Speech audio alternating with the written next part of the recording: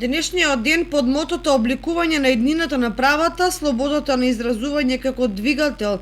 на сите други човечки права, има за цел да ја зголеми свесноста на улогата на новинарите и медиумите во промовирање на демократијата и на човековите права и да потсети дека без слобода на медиумите нема слобода на изразување.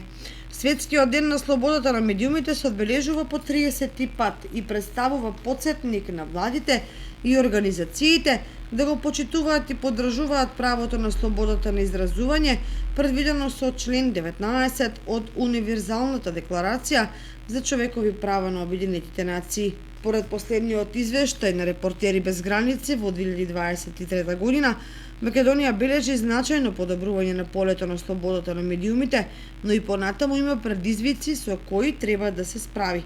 Во таа насока, агенцијата, како и досега, ќе продолжи да делува проактивно на зголемување на свеста на улогата на медиумите, се вели во соопштението од Агенцијата за аудио и аудиовизуелни медиумски услуги, испратено по повод Светскиот ден на слободата на медиумите.